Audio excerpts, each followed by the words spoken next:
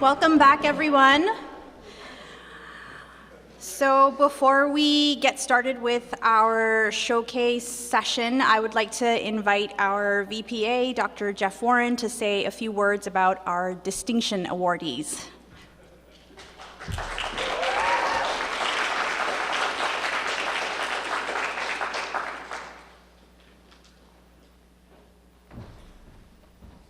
Hey everyone, and welcome to our showcase session. As we have two honors that we provide to our Keystones, and you're hearing in this session our showcase, which George will be moderating and tell you a little bit more about showcase.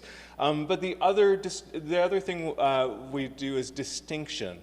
And what happens with the Distinction Awards is that student Keystones are nominated by their mentor and then put to the group of faculty who are teaching Keystone.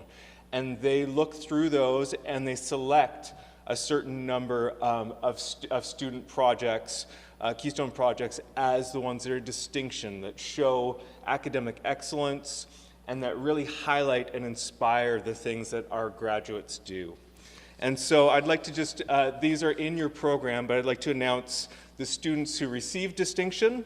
One is Samuel Holland, who you'll hear from in the Showcase Symposium.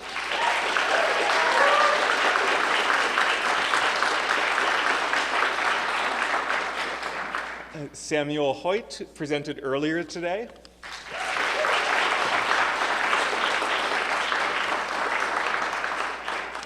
Abby Ka, who you will also be hearing from in the showcase.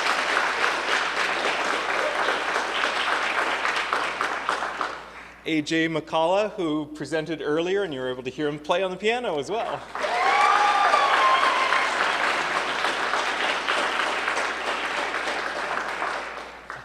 Anna McCurry, who presented this morning as well.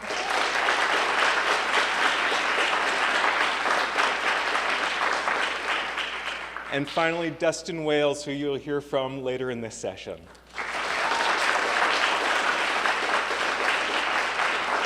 So congratulations to all our awardees of both distinction and for Showcase. I'm going to pass it over to our president, Dr. George Wama, to moderate our Showcase session. Thank you.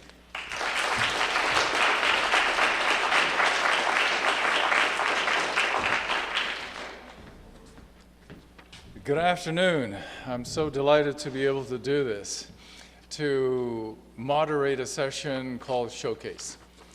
Well, we've been asked many times what's Quest about? And some people struggle to describe this in words, and we tell them, come to Showcase, come to Keystone, attend the question sessions, attend a class. And it's that perhaps why it's called Showcase. It showcases what we do in its breadth and its beauty and how articulate people can be. And I aspire to that. Well, today is not unlike any other showcase. We have excellent talks by our students. We will be treated to the breadth and depth of the kinds of limitless curiosity that they have. We will be treated to discussions of how differences of opinion can be expressed. Issues of healthcare in poor areas of the world, matters of social justice. We'll be informed about how birds can be beautiful and how functional that can be, and getting a bird's eye view of unicorns, perhaps. We will also be talking about the perhaps a pointed perspective on how better we might do at Quest in our programming. Those are just teasers as to some of the topics coming up. So let's get started. The first talk is by Samuel Holland. Why Birds Dance, the Evolution of Dynamic Displays in Animal Courtship. Samuel?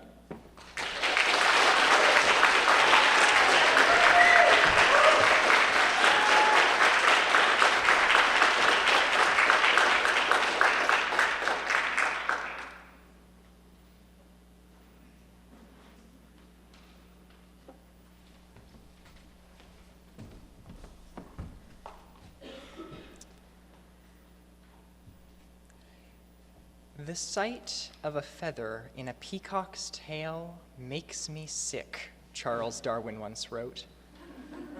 The peacock disgusted Darwin because, in his view, it cheats. According to his theory of evolution by natural selection, individuals who have traits that help them survive and reproduce better in their environments have more offspring. So those traits are favored over the generations. But the peacock's extravagant plumage actually reduces its ability to survive. It makes it harder and more energetically costly to move around. Darwin soon realized that it could only have evolved because female peacocks prefer mating with males who have longer, brighter plumage in a process called sexual selection. Much to Darwin's displeasure, the male peacock had, evolutionarily speaking, traded the ability to survive for a better chance of mating if it survives. Worse for Darwin, the peacock is hardly an anomaly. Animals' courtship displays are typically as costly for survival as they are beautiful. Songs attract predators, dances are exhausting, and plumage is cumbersome. Worse for Darwin, still further, is that his explanation was incomplete. Why would female peacocks come in the first place to prefer mating with males who have a trait that's detrimental not only to their own survival, but to the survival of their offspring? Today, biologists have good explanations for the evolution of certain displays that are static parts of animals' bodies, like plumage. But other displays that are dynamic, that individuals can alter based on their environments, remain mysterious. Without clear explanations for how this much broader class of displays can evolve, we can't account for some of the most fascinating and wondrous animal behaviors common all around us. Over the past year, my collaborators and I have been developing a new theoretical approach that can shed light on the evolution of these dynamic displays. In this presentation, I'll focus on 3 questions. The first is why animals' courtship displays are typically costly for survival. The second is why dynamic displays are harder to explain using the same theories that we're used to for static displays. And then the third piece is whether we can still explain these dynamic displays using our existing theories. So first, let's talk about why courtship displays are typically costly for survival. Biologists have proposed a number of compelling explanations. The most persuasive is that by imposing a cost on potential mates, female peacocks are able to discern which of those mates are better and worse at bearing that cost while still producing an intense display. And crucially, that individuals who otherwise have higher underlying survival ability are the same as those who are able to efficiently produce a display while bearing that cost. So female peacocks are, by preferring a more intense display, inadvertently preferring males who have a greater survival ability. So the offspring of females who have a stronger preference will also tend to survive better. This link between survival ability and display intensity is plausible. For instance, to make this a bit more concrete, a male peacock that eats a more nutritious diet might be able to produce longer, brighter tail feathers more easily. In that case, peacocks that are able to find food more easily will also, in general, be able to produce more intense displays. Once this association between genes good for male survival and the display intensity is established, a coevolutionary process begins. The preference for the display starts to get stronger because females who prefer males with the more intense display are also preferring ones who survive better, and so their offspring do better. And then the display becomes more intense because males who display more intensely mate more often. And then the two in lockstep get more and more exaggerated until eventually the cost of further increasing the display just wouldn't be worth it. The survival cost is increasing too quickly. So that's a good explanation for how static displays can evolve, like plumage. But what about dynamic displays? By a dynamic display, I mean a display that's only on when a male is actively displaying, and it has negligible costs and benefits at other times. For example, the male pheasant calls out repeatedly to females. This takes time that could be spent on, for instance, finding food, and it's conspicuous. It attracts predators. So there's a survival cost. But when the pheasant isn't calling out, there's no time spent, there's no survival cost, but there's also no benefits because no females are going to be able to hear the call when it's not happening. This means that the pheasant is able to time when it's calling and potentially also alter the intensity of that display, for instance, calling louder or less loudly. So this opens the possibility that we aren't able to discern the survival ability as easily. For instance, if we observe the same pheasant, the same survival ability, on two different occasions, we might see that it has two different display intensities. So how are we able to use the display as a signal of that underlying survival ability? Additionally, perhaps with a dynamic display, males of lower survival ability are somehow able to cheat by displaying selectively under favorable conditions and ramping up or down their display intensity accordingly. If this happens and they're able to more than make up for their reduced survival ability, then the preference would start to collapse because females would end up preferring mates who will produce offspring that are actually worse at surviving. And then the display, because there's no preference, would also start to decline in its intensity. We'd see the collapse of the process that we described earlier.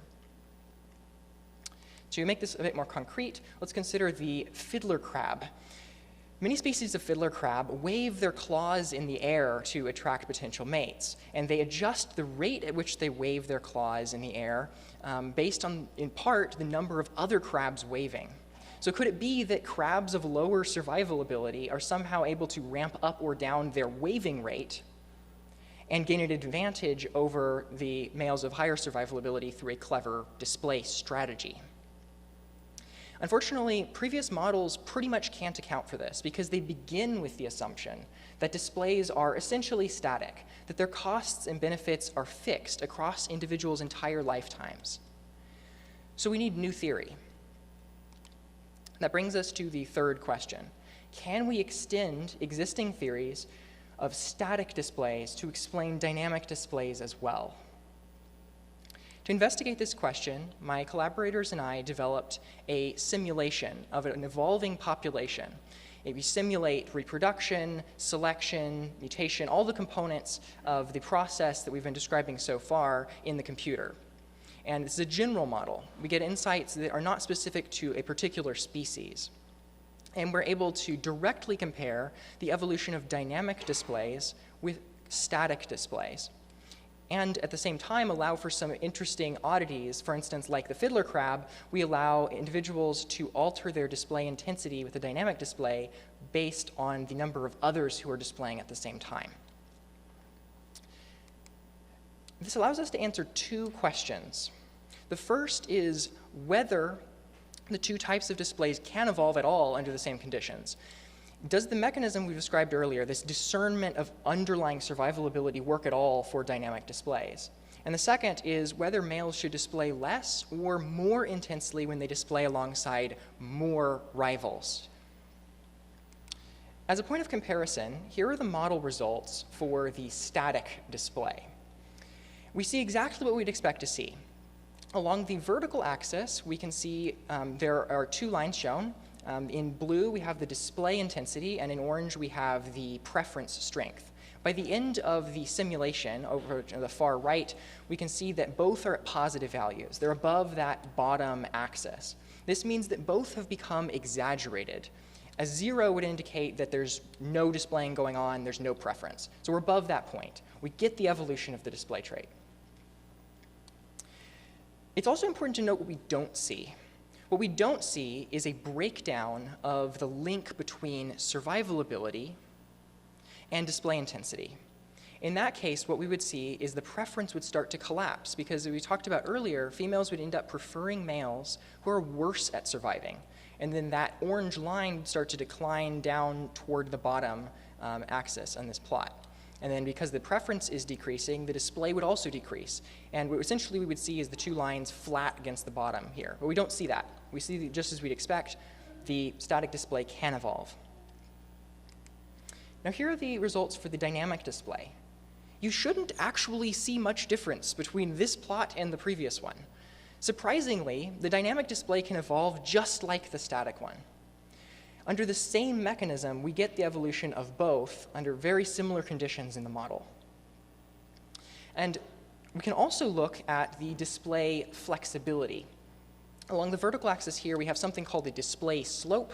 When that slope is above the horizontal dotted line, that means that males are increasing their display investment, their display intensity, when they display alongside more others. And when we're below that dotted line, that means that they're decreasing their display intensity when they display alongside others. So we can see that by the end of the simulation runs, males are consistently decreasing their effort when they are displaying alongside more rivals, because we're below that horizontal dotted line. This is novel in a couple of ways. The first is that we've shown that dynamic displays can evolve through the exact same process as static displays. And the second is that we've shown that males should display less intensely alongside more competitors, which isn't obvious. On the one hand, maybe it's better to display more to stand out alongside more competitors. On the other, if there's too many competitors, then the competition might be so fierce that you don't want to display at all. And we've shown that the latter is more important. So to wrap up, the main contribution of this model is that it shows that decades of insights about the evolution of static displays like plumage can be readily extended to explain a much broader class of displays: behavioral displays, dynamic, varying, flexible displays that are typical. Those are the standard displays that we see when we look out into nature. And it's crucial that our models are able to explain them. But there's still a ton of work to be done. This model can only explain a small, simplified part of the full dynamic richness of animal courtship. What we've taken in the end is the first step toward grappling head-on with that richness by generalizing our existing theories to account for a piece of the ubiquitous dynamism of animal courtship. Thank you.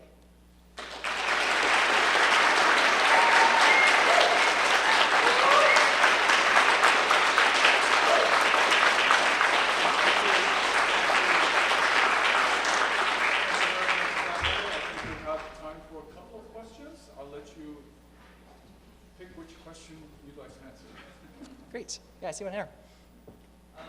Yeah, so I was curious as to whether there are any reasons, any known non-arbitrary reasons, why an animal might evolve a dynamic versus static display pattern.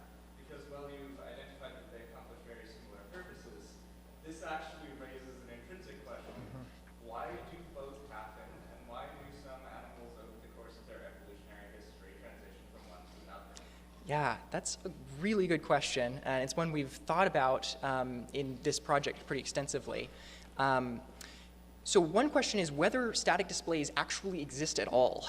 For instance, the peacock, we talked about it as if it were a static display. You have plumage, it's a fixed part of an animal's body, but the peacock also gets to choose when to unfurl its feathers. It can strut around at certain times and not at others. And so it's possible, really, that pretty much all displays are to some degree dynamic. But setting that aside and doing that sort of the degree of dynamism, one would be cost savings. So potentially if a display is really costly, for instance, the fiddler crab, it's waving its claw in the air, it's very energetically intensive. So you can see why it would be beneficial to the waving male to conserve its energy by waving less under certain circumstances. So perhaps initially wave the same amount, same rate under all circumstances, and there's selection to then wave more slowly under certain conditions when it's not as important to be waving quickly. The model itself can't directly help us answer this question fully yet, but there are some extensions that I've discussed that would allow us to more fully. Yeah. Let's see, I think I saw your hand first. I'm curious, how can this information be used? Like, is it just to understand it? Like, can it just understand how birds' fortune works, or is it like a bigger question that we're answering with this information? Like, how can it be used? Yeah, so I think that the primary use is curiosity, to understand how the behaviors that we see very commonly came to be in the first place. And so the sort of academic importance of it, in terms of how it might be used, I mean, understanding how animals mating behaviors can be really important for conservation as well, and understanding how we're able to conserve better by for instance, regrowing populations after a population collapse could be useful to know how these displays work. But yes, the primary importance is understanding how they came to be in the first place. Yeah. One more. Yeah. I was interested in figure 2 because you show all the simulations for dynamic displays. There we go. I was wondering what the deviation difference was between this and static displays, because it seems like you have a lot more simulations flatlining over generations in this one compared to the previous one, and whether that deviation was of any importance. Yeah, so to some extent, this is a particular version of the model that I've shown. I've shown some that illustrate this particularly sort of clearly, but in certain circumstances, we get much more of that sort of flatlining than others. In general, there's not a huge difference between the static display and the dynamic display in that way. But for the particular sort of parameter values that we've chosen here, we do see a bit of a difference there. That's a good question, though, in that the thick lines here are just showing the mean. There is a significant amount of variation as well in the outcomes, what we see. So in general, what we do see is that over short periods of time, there's a lot more variation in the display intensity for a dynamic display than a static display, but both end up showing sort of the same long-run pattern of stabilizing by the end of a run, typically. Thanks very much, Simon.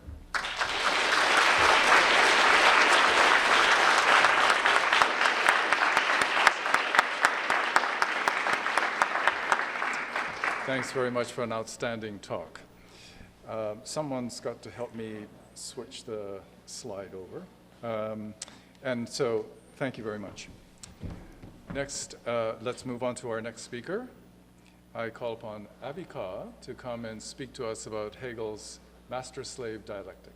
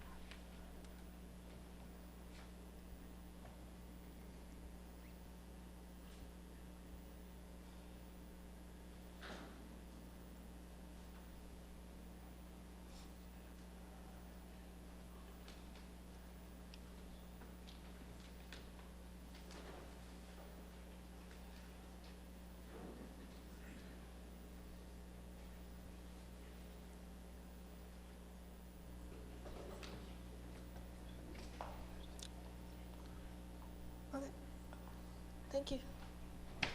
Hi, everyone. Thank you so much for being here today. I want to start my presentation by asking a very simple question. Who are you?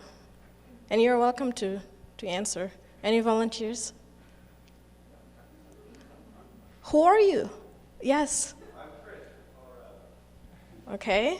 Anyone else?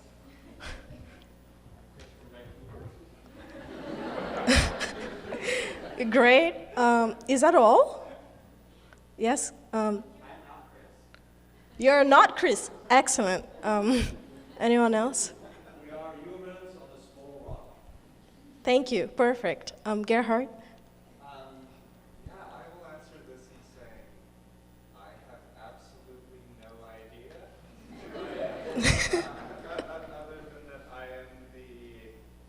suppose I am the ongoing and always undergoing reinterpretation result of the series of interactions between one somewhat tightly bound biological system and a bunch of other things.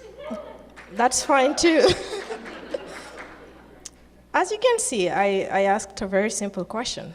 Who are you? And we got Chris from Vancouver and Colorado. We also got I am not Chris or I am multiple things. So for my Keystone, I was driven by this question of who we are and whether we think about who we are and how we relate to others. In the metaphysics, Aristotle said, all humans by nature desire to know. I would like to add that all humans by nature desire to know themselves. So for my Keystone, I was drawn to this idea of how do we know ourselves?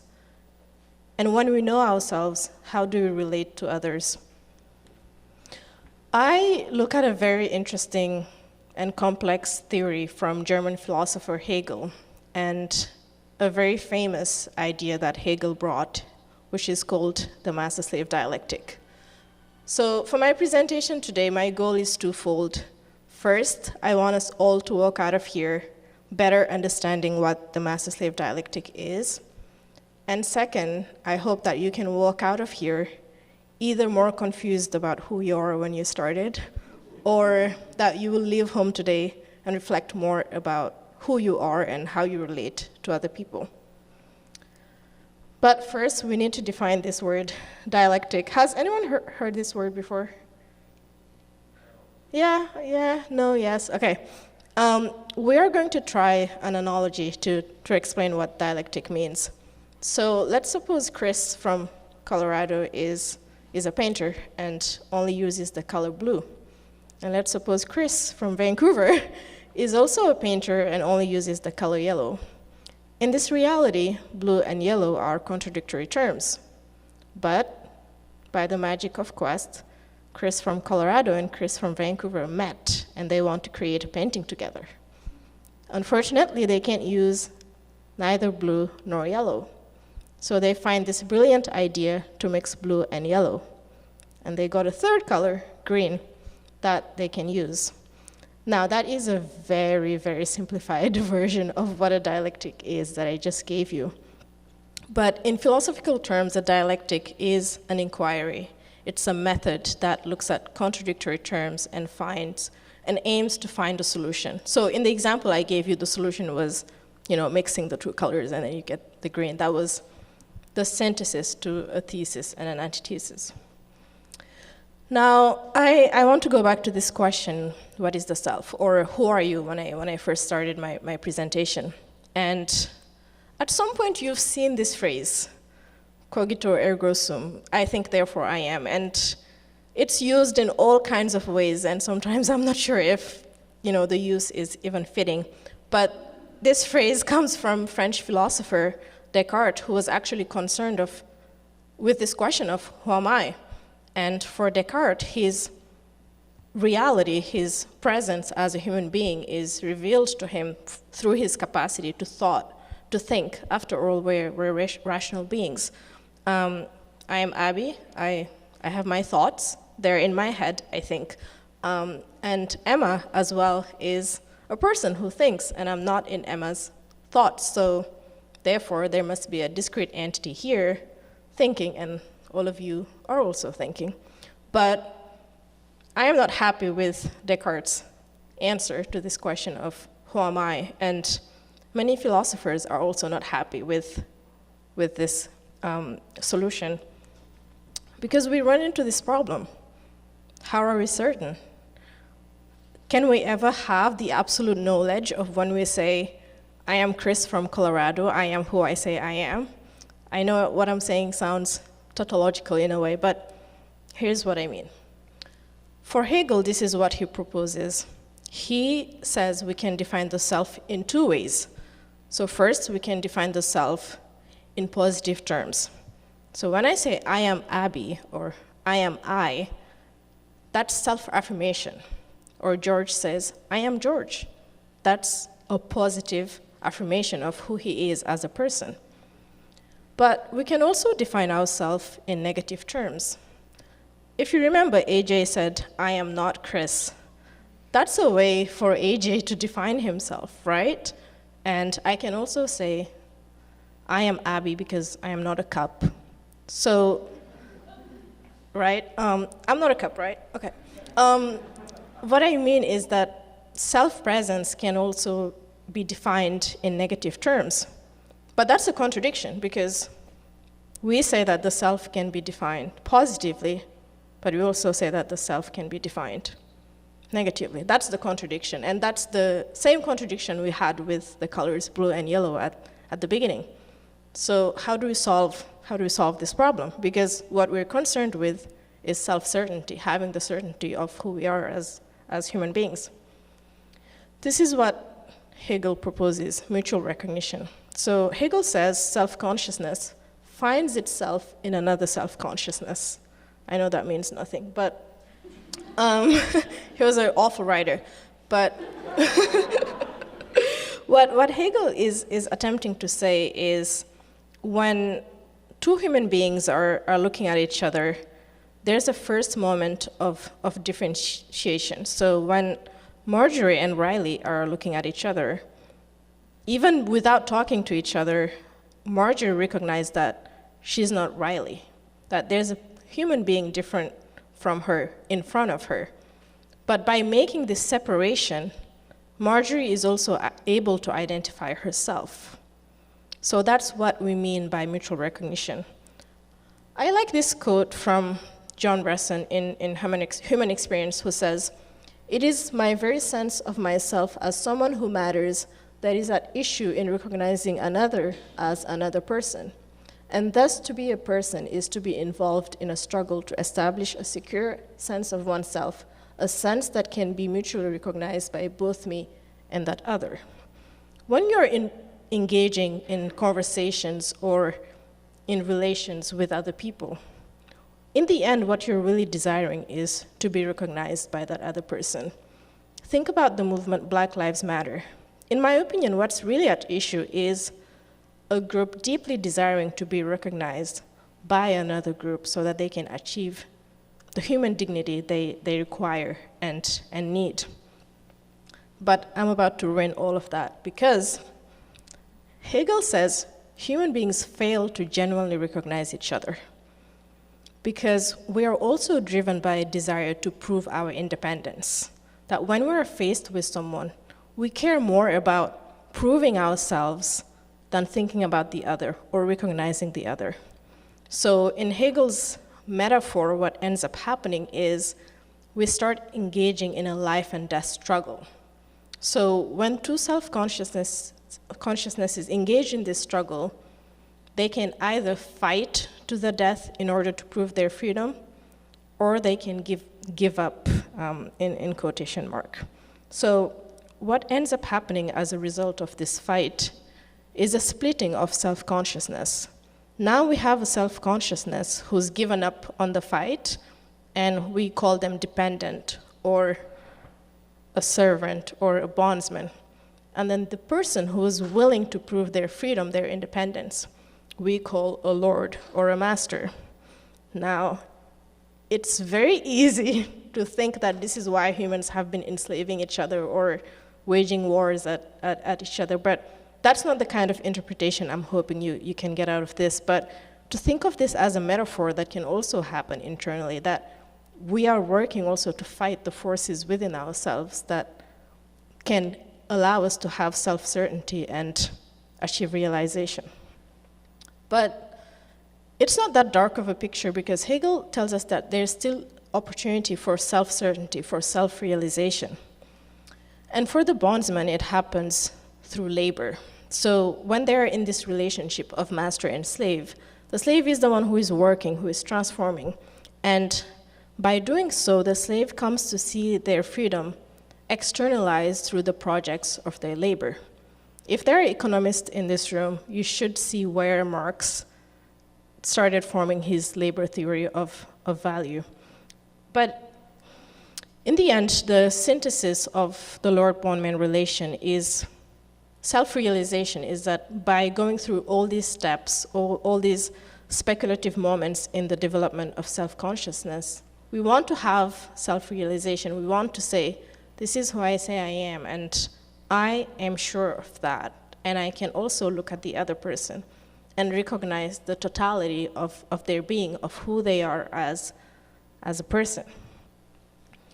Now, Hegel's master-slave dialectic opened the floodgates to all kinds of interpretation, misinterpretations, applications, reapplications. And the first one I mentioned was with Marx, who utilized the same framework to understand the relationship between rich and poor.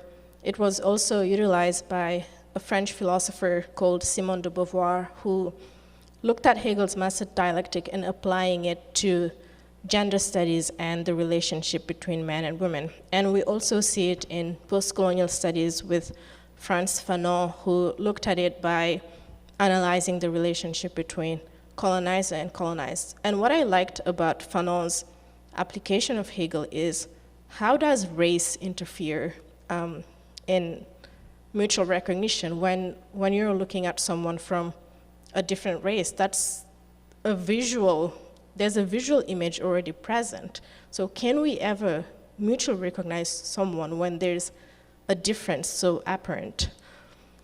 But in conclusion today, my goal for exposing you to this idea of the master-slave dialectic and this idea of can we ever have self-certainty is, one, to invite you to think about yourself and how you engage in these rituals of, how are you? I'm calling you. How are you doing? You know, all these things that we do on the daily basis. When you say, how are you, do you really mean it, or are you just saying it in passing? And at the same time, when we better understand our relationship to ourselves, we begin to understand that it's actually about others.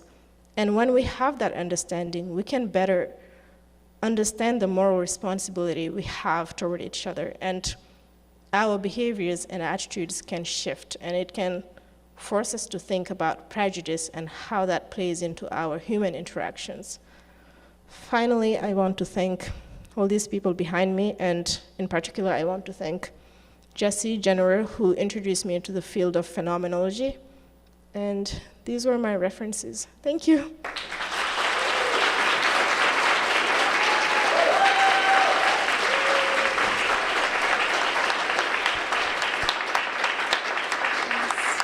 Thank you, Abby. We have time for a few questions, and I'll let you pick Yep. which questions.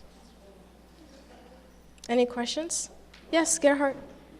Yes, I'm going to take a moment to ask a question as the resident Floridian, which is to say, in all the work I've done with the dialectic, as well as your explanation of it here, it seems as though self-certainty in an absolute and independent sense, the certainty of a self who exists ex nihilo from nowhere and for no one, is impossible and fragile as an ideal, but it also seems as though there is a possibility for a radically interdependent self-certainty, whereby you are certain that yourself is, that you are certain that when you interact with the other, you are bound within them and them within you.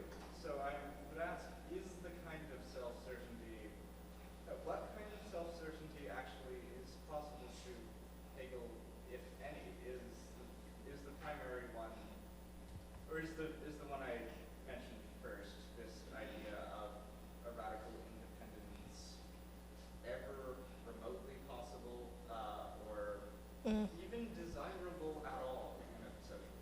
Okay, I'm just going to rephrase your question for everybody else.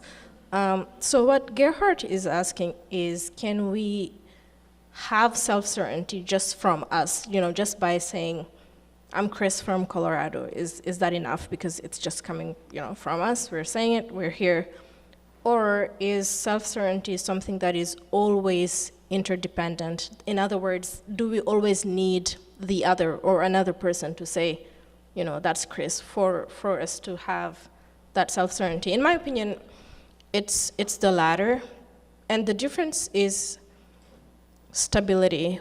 And I mean stability in a philosophical way, but when there's another who recognizes us, they are guaranteeing us a sense of being that is stable and that we can recognize, because it's like a wife and a husband. When you say my wife or my partner, in many ways you're providing recognition to that other person who is your husband.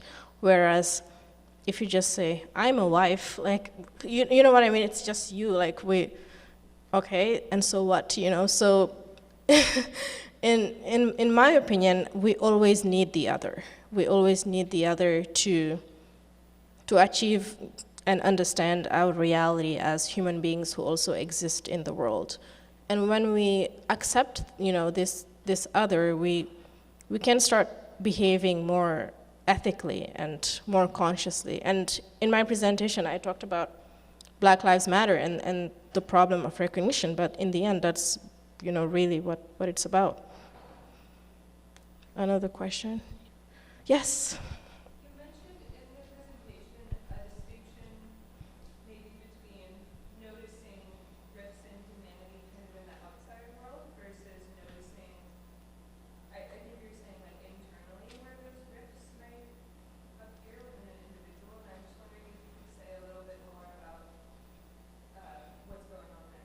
Yeah, usually when we talk about the master-slave dialectic, we hear the two words, masters and slaves, and we're like, okay, it's about, people dominating each other, fighting each other, killing each other, the whole bit. So we always look at it in terms of the intersubjective. We always look at it in terms of myself and other people, a group and another group. But when I was reading Hegel, I think that we can think about it as an internal process that goes on. We can think about it as, one part of ourselves that's willing to always prove its independence and be out there in the world, and the other part not wanting that, just wanting to exist, period. So that's what I meant.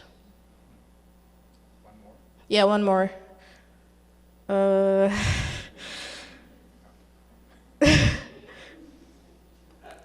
Okay, sorry.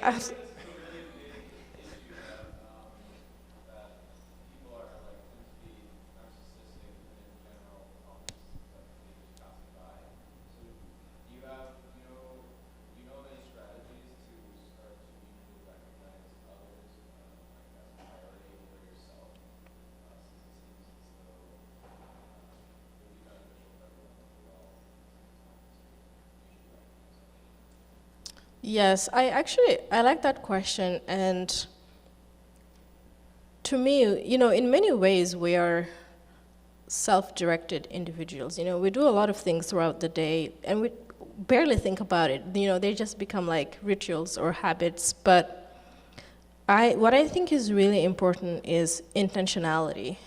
And I talked about the question I personally get a lot, how are you? And most of the times I'm like, I'm fine, and I just keep it moving, although I could be, on the brink of a breakdown. But but that's because I know the person in front of me probably doesn't mean it when they say, how are you? They're just saying it as a passing. But when you have intentionality, you start to pose questions in a way that's really directed toward the other person, and you're not just doing it as a ritual.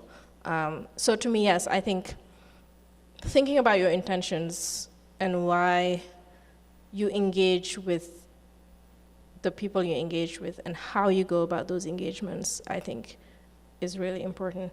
There's a philosopher that that my partner works very closely with. His name is Levinas, and he talks a lot about bearing witness, and I think that, it's a very interesting philosophy about, engagement with other and moral responsibility, if you're curious to learn more about that. Thank you, Ravi. Thank you.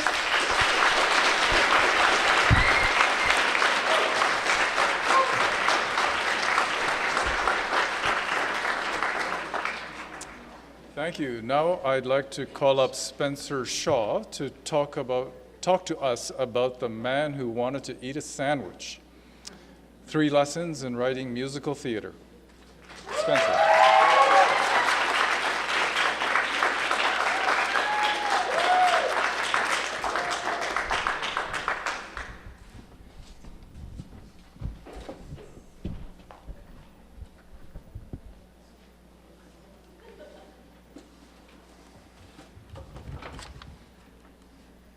Awesome. Thank you so much.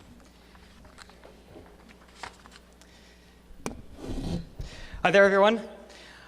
So let's just start out with a little show of hands. Who here in the audience has struggled with writer's block? Yeah, me too. For me, it takes the form of an inner critic, a little voice in my head that whispers things to me such as, your work is not smart enough, or it's boring, or unoriginal.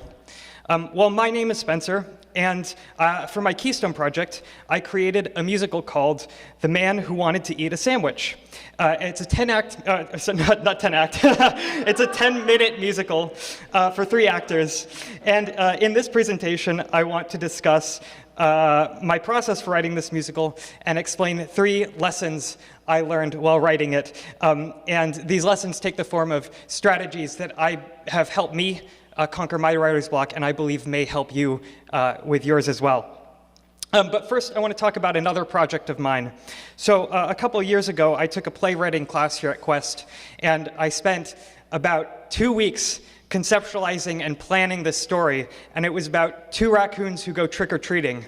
And I used all these diagrams. There are all these diagrams that you can find online for story structure, plotting, planning, and again, I spent about 2 weeks doing this, and that little voice in my head kept telling me, it's not interesting enough, it's not complicated enough, it needs more, it needs more.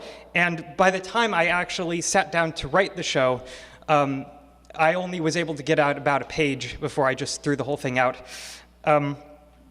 So for this new project, I wanted to create a new strategy. And the first one I wanted to try is to keep it simple and stupid. I really believe that stupidity is underrated as a concept. And so, thank you. So that's what I wanted to try. We're often pressured as artists to create work that is smart and interesting, but this is a lot of pressure. And so my hypothesis going in was that it would be much easier and actually freeing to write something that was simple. So I came up with my character, my main character, Manny, and I started thinking about his desire. What does he want? Aristotle said that character desire was among the most important aspects of a story, so it seemed like a really good place to start. And I just came up with the stupidest concept that I could think of, which was that he wants to eat a sandwich. Desires in media are usually very nebulous and big concepts. Characters want things like love or acceptance. And so a character wanting something that was the opposite, something immediate and rather banal, something like food that most of us don't really think about much on a day-to-day basis, it seemed like a good concept. From there, the structure of the story started to take form. I could see what the resolution was going to be. Manny either eats the sandwich or for some reason he is unable to. At this point, the story ends. Yes. From there, I started thinking about the conflict in the story. If Manny gets to eat the sandwich immediately, there's not really much of a story there at all. So I started thinking about the world. What if in this world, and again, I went with the stupidest idea I could think of, sandwiches are illegal. So this is where I went from. But we need to focus this general opposition into a couple of characters. And that's how I came up with my opponents. The first of which is CubeBot, an evil fitness robot, who I have here. Sort of a parody of an Amazon Alexa or Echo. And my other opponent is Jeannet, a very dramatic health inspector who is sort of a little bit of a parody of Javert from Les Mis, who is an inspector general and so very concerned with the law and order. Speaking of being influenced by works, I'm actually going to put this over here. I don't want to hold it. Speaking of influences, this brings me to my second lesson and my second point today, which is to be proud of your influences. This was another sort of voice that I had in my head for a very long time, which was that having influences, being inspired by other works, made you unoriginal, a copycat, or a ripoff. And I think it was the way I sort of challenged this voice and realized that it maybe was not correct was when I saw an interview with the famed musical theater composer Alan Menken, who has done many Disney movies and also the musical Little Shop of Horrors, which is one of the most famous musicals. And he talks about in this clip how originally the show had a much more generic Broadway sound that wasn't really working with test audiences. And so he explains in this clip how they developed the musical sonic palette of the show that ended up in the final version. Oh, we don't have audio. That Very good choice of sonic palette. Thank you. Yeah, it's beautiful, isn't it? We have it on? Let's see. Sound plus. And Howard, you know what? I think it's the dark side of Grease. It's those, those beach blanket horror movies, back in the early 60s, and also Phil Spector, and that sort of, apocalyptic tone of those, this crystal. That's how we named Crystal, Renette, and Chiffon. It's the crystals, the Renettes, and the Chiffons were the girl groups. This was huge for me. One of my musical idols not only being open by what music influenced him, but going as far as to actually name characters in his show after the music that inspired him. And so from this, I decided that I would also be very intentional about my influences. So I want to talk about the music, because a musical, after all, needs music. I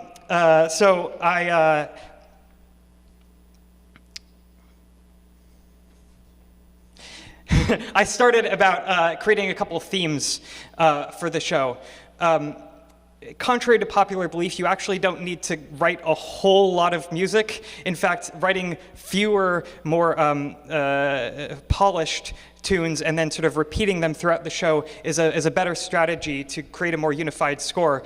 And if you don't believe me, you can listen to the famed musical theater composer Stephen Sondheim talking about this.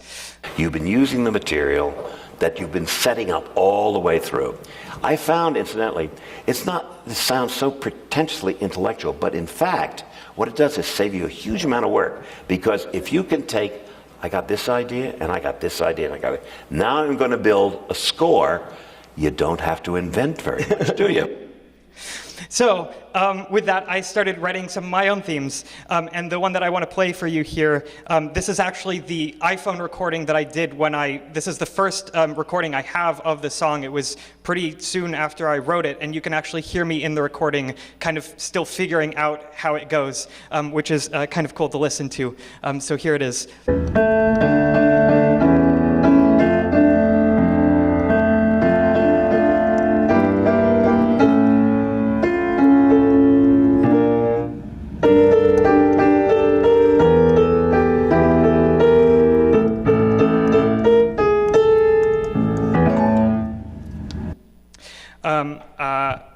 I'm going to just move over to the piano really quick for the next part.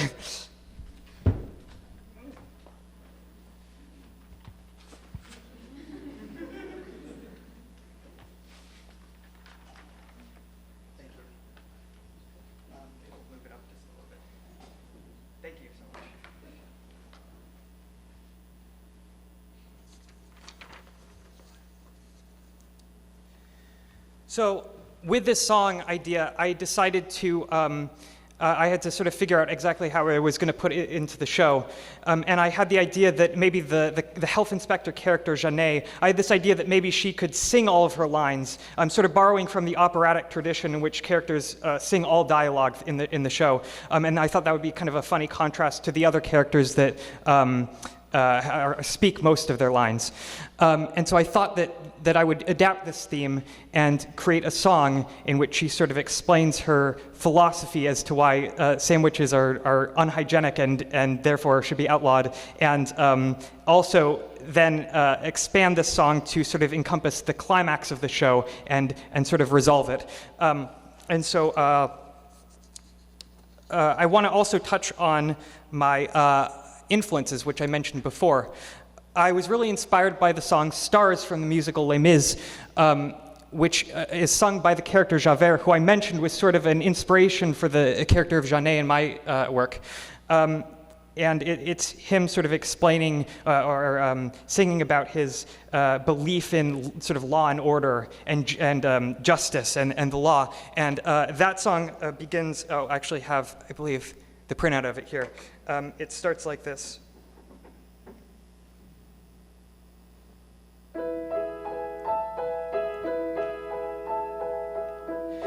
So a couple things to note about this theme.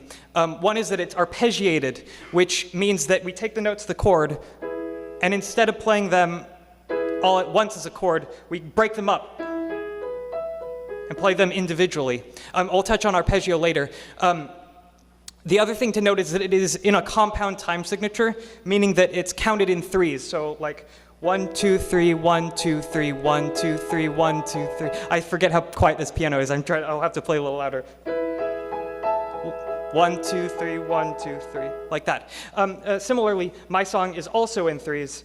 And to demonstrate, I'd also like to invite Sophie up to sing a little bit for you.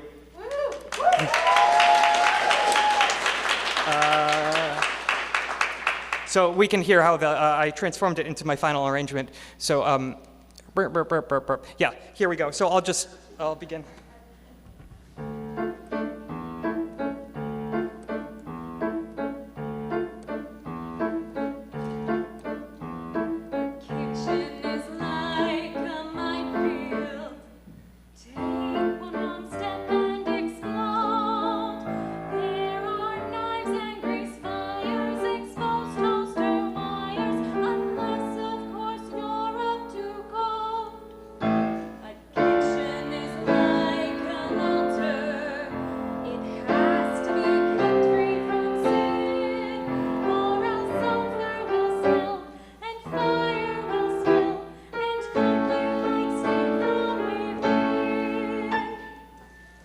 So yes, give her a hand.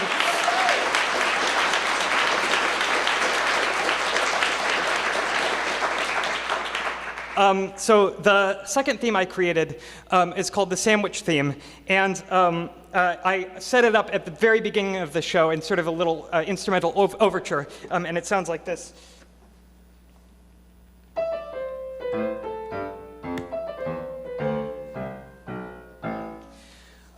The sort of descending bass line that I played there was very much inspired by the musical Urinetown, and here's how they utilize this sort of thing in their musical. What I really liked about it was the sort of militaristic, sort of uptightness of it, and I'll show you how it sounds in Urinetown.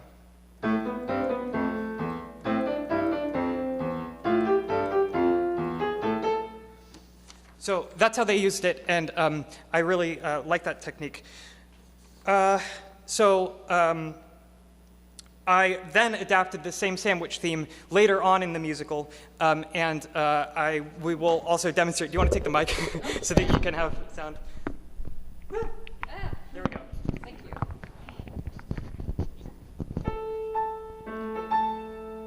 Sandwiches are outlawed, surely you should know. It's bacteria that makes it sourdough.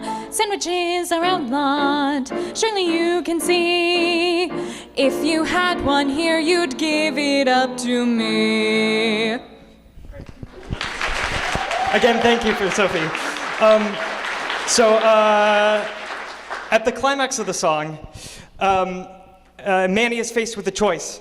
He either has to eat the sandwich and get what he wants, or submit and probably face a horrible death in jail. I wanted to give I wanted to give him a moment to sing about the conundrum he faces, and I also wanted to heighten the tension by bringing in the other characters and having them sing sort of a counter melody. This is a very classic sort of operatic technique of having multiple characters singing at the same time to sort of heighten tension. Also remember that arpeggio thing I showed earlier. I use it in the accompaniment here to sort of, again, bring us back to the musical heritage that I'm drawing from. And I'd also like to invite AJ and Tam up to sing this as well. Yes.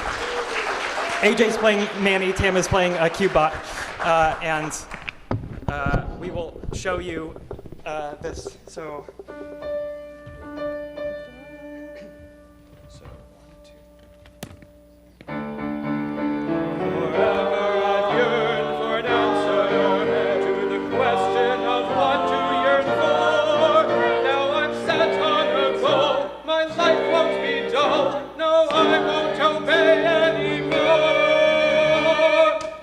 wonderful. Give him a hand again. And give him another hand. Wonderful. You've all been great. Manny then bites the sandwich, and I won't spoil the ending. You have to watch the show to find out. The show was. Oh yeah, I had a thing. Oh yeah, my final lesson. I forgot about that. I was so caught up in everything. So originally, the plan was for me to write a 40-minute musical, and this is actually pretty short by musical standards. They're usually a couple hours long. I was going to write a 40-minute musical, but after writing about 10 minutes of this show, I kind of realized that I had pretty much said all that I wanted to say with it. What more can you say, really? So the other idea was to perhaps create a review musical. A review is a type of show that encompasses multiple different short stories that are sort of generally connected by a common theme. So my idea was that this would be part of a larger show with multiple short stories. And I do want to ultimately make that show, but with the limited time I had for this Keystone project, I really felt that I wanted to sink all my efforts just into this story and really make it as good as it can be. And I think it really turned out well. The show was performed at Cabaret to a very excited audience reaction, and all of these three were the actors there, and I couldn't have been more happy for the cast that I had. And as for myself, I hope to continue making musicals in the future. I hope that this presentation gave you some insights into my creative process, taught you a thing or two about the art and craft of musical theater, and maybe gave you a few tools to help deal with those pesky voices in your head. Thank you.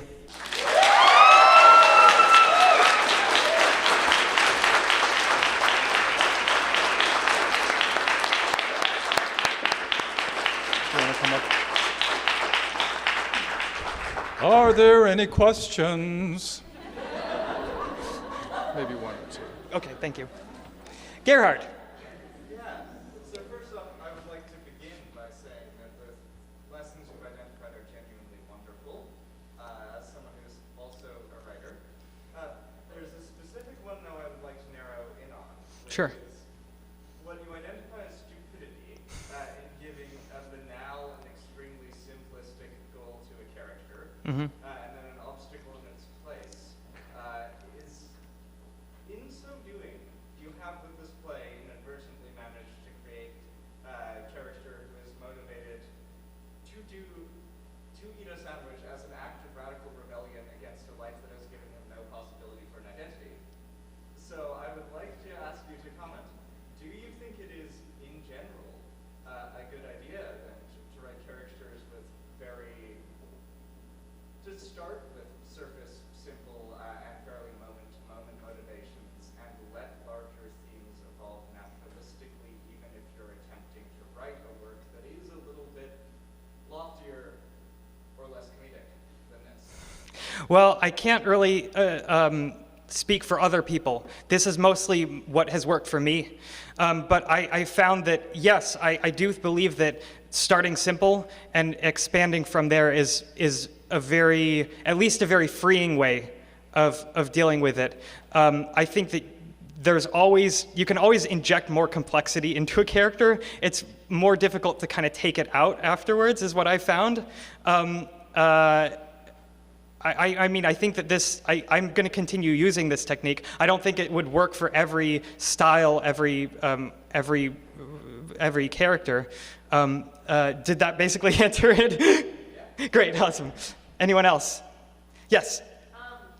I'm curious if, I know you've written musicals like before this one. Did you learn any of these lessons before this process, or like, is this something that all these lessons that you shared with us, thank you by the way, are things that have just come up with this year's musical? No, I guess they are kind of things that I've learned over the years. I mean, so Marley's also referring to an earlier musical that I did called Quest the Musical, which is about Quest. Yeah, and that one was, I learned a lot from that production. When we performed that one, I was not playing the music live. We were using backing tracks because I was acting in the show, so all the music was pre-recorded. And I learned that really did not work at all for musicals, because if you wanted to have dialogue in between song sections, you would have to perfectly pace the dialogue so that when the music came back in, you could start singing again, which is it's awful. It's so much easier having an accompanist to work with the singer. So that was one of the things I learned from that process. But as for these three, I think that most of them were things that I kind of I had heard definitely beforehand. I had kind of known already beforehand, but I think it was this project that kind of was really me very intentionally putting them into practice and really testing them for myself. So yeah. More? Yes. I'm curious if in the performance you directed it or had somebody else direct it, and if you have any reflections on whether you would create a director who did write it or direct it yourself. What was that like? Yeah, that's a great question. I did direct it for Cabaret, and I mean, I think that it was. The great thing is that I had actors who had a lot of input, so I got extra feedback from them, and I also ran this by a lot of other people who, gave their own feedback, and so it kind of felt like I had a lot of different voices, but I certainly would have, I would love to see what the difference would be having someone specifically allocated to director. I mean, as for things I kind of learned from that process, I learned that you have to, having your friends star in your musical is great, and you also have to do some very good separation and careful separation between your friend self and your director self, and that can be somewhat difficult to navigate, but I felt like I learned a lot from doing that. Yeah. Awesome, thank you so much.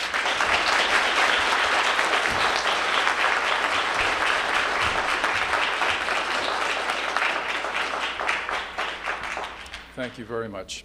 I'd next like to call on Tarsil Tusengi.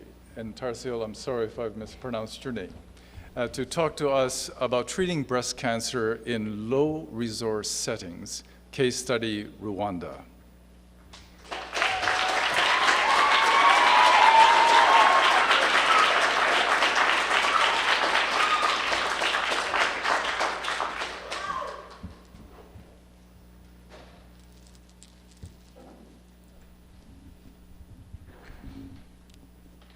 Hello. Hi, everyone. Thank you so much for coming today. My name is Tarsil Tusenje. Yes, I'll be talking about treating breast cancer in low-resource settings. And I'll use Rwanda, my home country, as an example. But before I proceed, I would like to acknowledge every breast cancer patient in Rwanda and also across the world. I commend their courage, their resilience as they fight this disease. And yes, breast cancer is a very scary disease for anybody, anywhere, because it's painful, very expensive to treat, but also the treatments have their own devastating side effects. Now you can imagine how worse it is and scarier for someone who is in a place where there is no hope to have access to the treatments. It's unfortunate that many people live in these situations where when they get diagnosis, they actually don't hope they're gonna get the treatments they deserve. But the purpose and motivation of my presentation today is to challenge the unfounded assumption that breast cancer will remain untreated in poor places. When you look at the history of medicine, you see that this assumption has prevailing for way too long. For example, in the early 90s, when HIV/AIDS was an epidemic, many healthcare communities thought that HIV/AIDS treatments were too expensive and too sophisticated for the poor to use. As a result, so many people, especially in Haiti and South Africa and other places too in the world, died because they couldn't have access to the treatments. Unfortunately, the same analogy is still on the rise, even as we face increase in breast cancer cases, especially in poor places. So, breast cancer burden, by burden I mean death rate and disability, in developing countries is 80%. And I have a question for you. Would anybody guess the percentage of the world's breast cancer resources that are available in those settings? 1.437? That's pretty depressing. Okay. 80%, that's amazing. I wish that was the case. 5%. Can you imagine if it was 5%? 2%. It's actually 5%. Good job, Abby.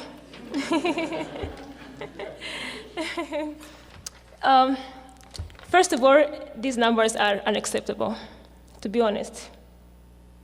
They don't only raise scientific questions such as what causes this kind of disparity, but also raise moral questions such as how can we let this kind of disparity, this level of human suffering to exist to our fellow humans?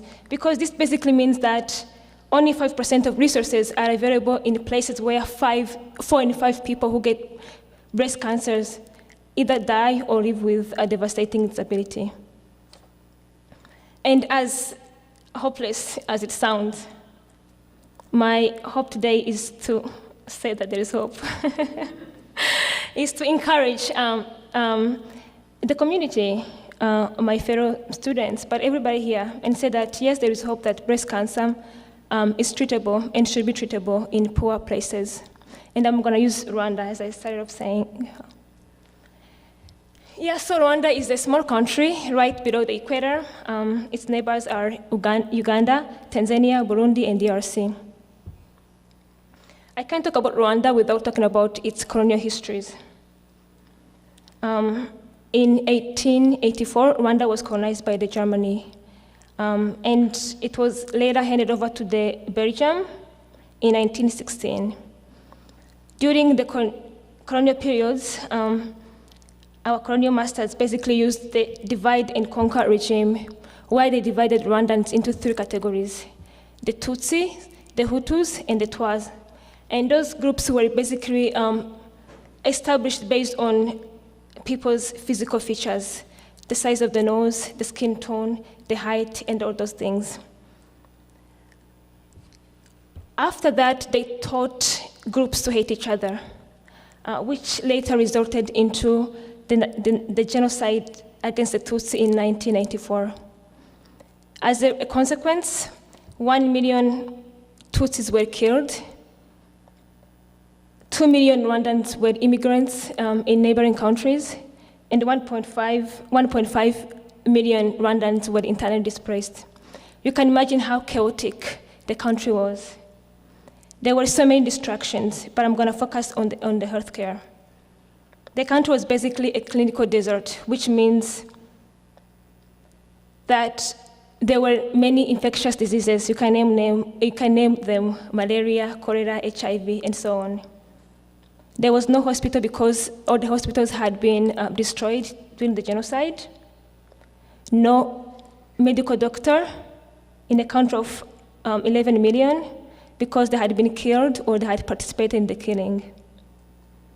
Of course, there were scarce financial resources.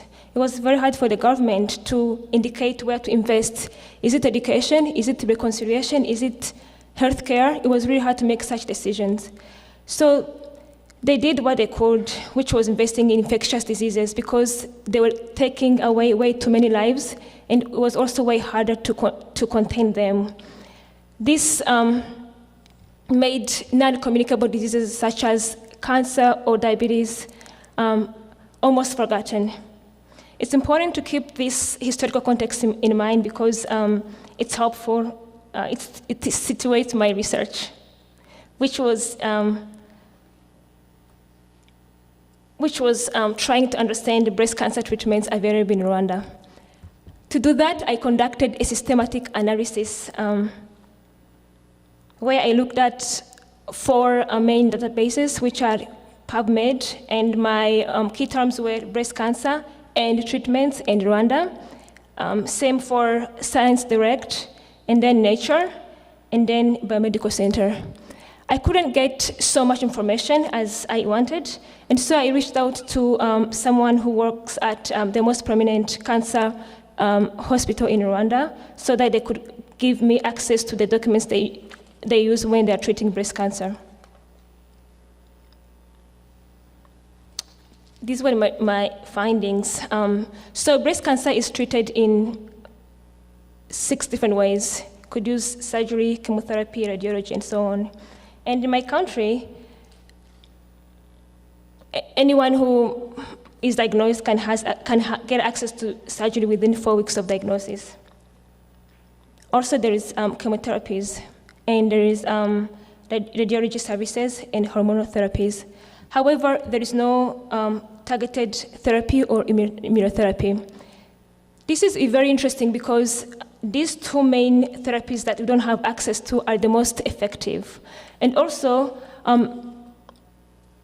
patients present with later stages of cancer, which needs even more effective treatments. So basically, when someone gets the disease and it's on 3rd stage, for example, they either have to go abroad or they have to stay in the country. Those who are rich can afford to go abroad and get the treatments they need and deserve, but then the poor ones are doomed to die. I also learned that we have 5 tertiary hospitals where there are cancer services being given there. Also, we have 19 oncologists and 19 oncology nurses. I know that these are not amazing numbers, but we can all agree that building and strengthening healthcare systems takes longer than 2 decades. In addition to that, we have Zipline, which is basically drone, like a bunch of drones that deliver cancer treatments to the most rural places. This is very helpful because it reduces transportation for the patients, basically. In addition to that, we have a cohort of community health workers, which basically stay within the community and provide primary care when somebody's sick. It's very useful because an average Rwandan doesn't have a car. So when they get sick, instead of being stressed to go access a primary care, they know that there's somebody within the community to help them out. So this is all good, but I'll be lying if I said that it's ideal. We still have some challenges. The country is small. We don't have oil or gold or diamonds to help us with our healthcare. So we don't really have enough funds. In addition to that, there is an issue with education. People are educated in my country, just not about breast cancer. In addition to that, many cases present at later cases, as I said, 64%. So breast cancer is very treatable and manageable when it's caught on time and when the patient has access to the treatments they need. But then it is caught late, but also there is no treatments available.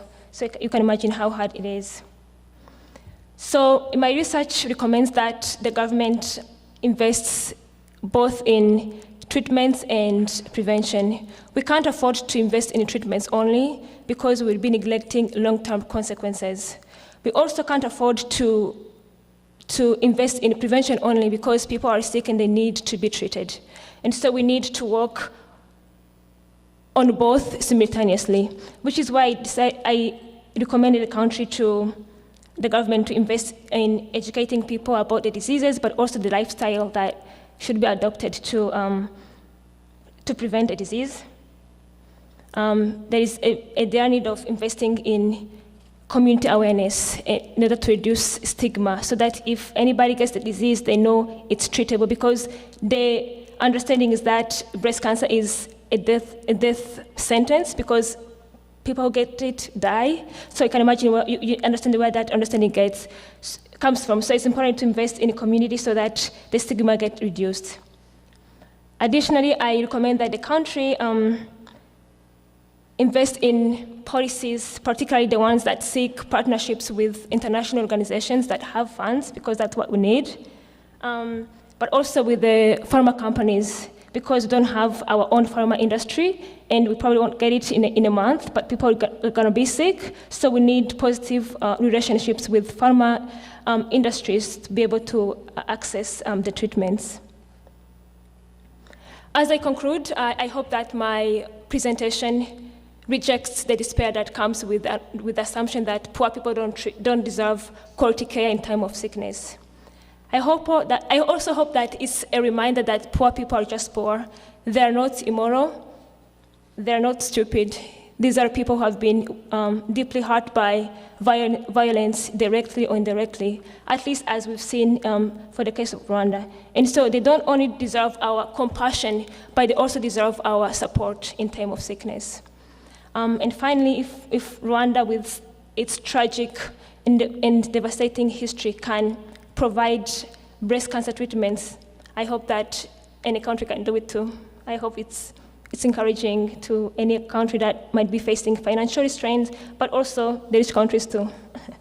As I end, I would like to thank everybody who's helped me, my family, my mentors, my host parents here, my friends, especially also cancer patients anywhere in the world. I can take any question. I'd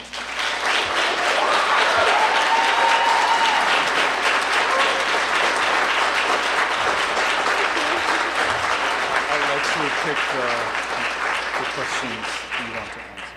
Excellent. Okay. Yes, Anna. Yes, come. What do you think was the thing that allowed Rwanda to bounce back so quickly, and how can other countries do that? Like, what do you think is like the main components that help other countries improve their healthcare around the world? Thank you. That's a good question. I would say that the government of Rwanda was and is very serious with when it comes to health, because we have already lost so many lives. We can't afford to lose more. And so they're very serious with health and also equity. Our system prioritizes the least privileged, in other words, the poorest, in such a way that 95% of Rwandans are covered by public insurance. So that itself helps, because if somebody's sick, they are not afraid that they will have to sell their house or their belongings to be cared for. Yeah. Any question? Yes, Abby? Near the end of your presentation, you talked about stigma. And another aspect of breast cancer is that when they have the surgery, they lose the breast.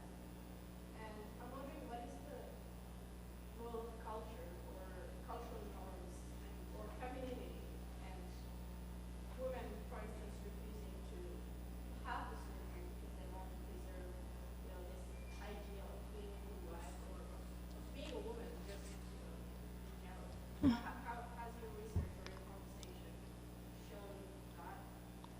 Good question. So, in my country, the word breast cancer or the disease breast cancer is so serious that when if someone has it, the least thing they're thinking about is their physical appearance. You know what I mean?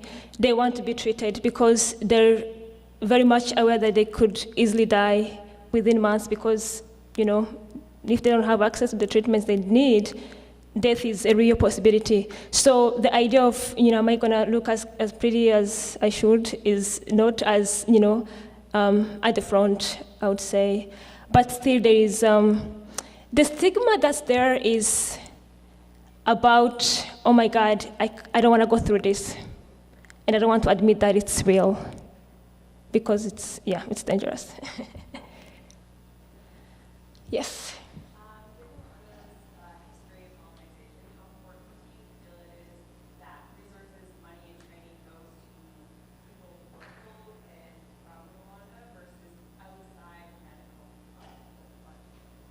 Good question. Yes, so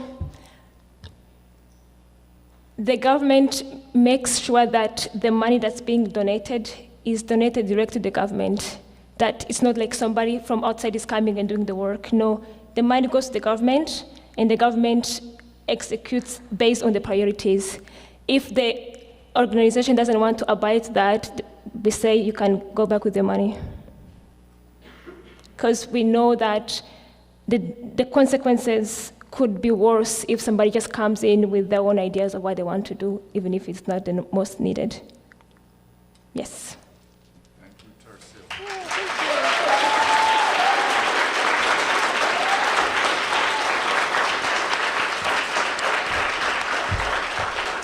Thank you very much, Tarsil. Next, I'd like to call on David Paul Wanjala. All right. It's actually Dustin Wales. Oh, I'm sorry. We, My list is a little different. David? sorry, it's just that we have to re-download DP's presentation, so we need a little bit more time. So we're going to can we build call- up to you, David, so one more. The world does not get ready. So let's get ready. Next, we'll ask Dustin Wales to talk about a bird's eye perspective on the unicorn of the sea, how aerial technology changes what we know of the denizens of the deep, narwhal.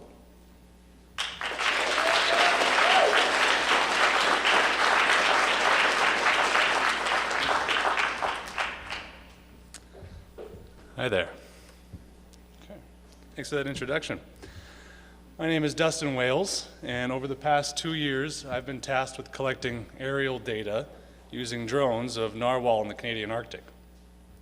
And so my work supports a larger study which is inquiring what, if any, are the adverse impacts of shipping activity on the local population of narwhal. And I'm not going to answer that question today, nor is it really my responsibility. My job is to collect data which helps with this inquiry. And so my presentation today will express how we've accomplished that. So to get started, a few facts about narwhal. Narwhal are a medium-sized toothed whale that inhabit the Arctic waters of between Greenland and Baffin Island. And when I say a toothed whale, what I mean is they have a singular tooth, which is commonly mistaken to as their horn. And a misconception is that all narwhal have this tooth, when in fact it's typically only found on males. Narwhal are echocommunicators and echolocators, so they use ultrasonic clicks through their nasal passages in order to communicate and navigate the land. And this is important, I'll bring that back up later. And a group of narwhal, interestingly, is called a blessing. And blessings travel in cracks in sea ice between aggregation sites where food is plenty and ice is clear.